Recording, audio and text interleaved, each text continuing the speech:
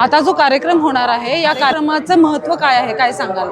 आता हा जे कार्यक्रम आता सध्या इकडं सुरू होत आहे, 350 वर्ष झाली गुरु तेग बहादूरजी यांना, त्यांची शहीदीला.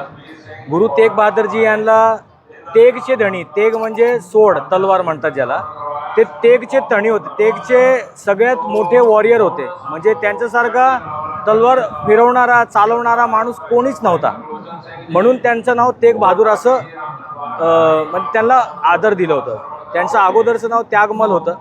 त्याच्यानंतर काश्मीरी पंडित सगळे ते गुरुजीकडे जवळ गेले, त्यांना विनंती केली की आम्हाला काश्मीरमध्ये आम्हाला म्हणजे आमचा धर्म पाळण्यासाठी आम्हाला काहीच परवानगी नाही आहे. त्यावेळेस गुरु तेग बहादूरजी त्यांच्यासोबत जेव्हा चर्चा होत होती तेव्हा त्यांचे पुत्र गुरु गोबिंद सिंगजी त्यांना म्हटलं की हे जे आता सध्या आपल्यावर जे परिस्थिती आली आहे, ह्याला सांभाळणारा माणूस तो एकच आहे, ते तुम्ही स्वतः आहे. ते म्हणून मग त्यांना विनंती केली, मग त्यांनी शहीदी दिली. आता जे इकडं कार्यक्रम होत आहे ते आहे गतका ही शस्त्रविद्या. म्हणजे तुम्ही असं म्हणाल की पहिल्या गुरुपासून 10वे गुरुपर्यंत सगळ्यांनी शारीरिक तंदुरुस्ती हे आपल्या लक्षात ठेवता काही ना काही वर्कआउट वर्चस्व केलं आहे. म्हणजे तर पहिले गुरु नानक देवजी यांनी उदासी केली, ते खूप चालत गेले. मग ह्याच्यानंतर जेवढे पण गुरु झाले, मल आखाडा होता गुरु अंगद देवजी यांनी स्थापित केलेला.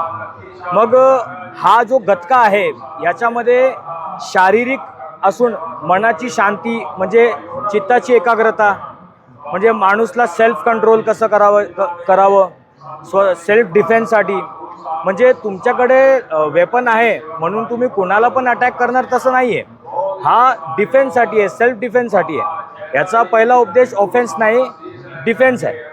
मग हे गुरुबाणी वाचून पण म्हणजे हा माणूस फक्त जेव्हा तलवारी फिरवतो त्याच्यामध्ये बाणीचा पण हे निवास असलं पाहिजे.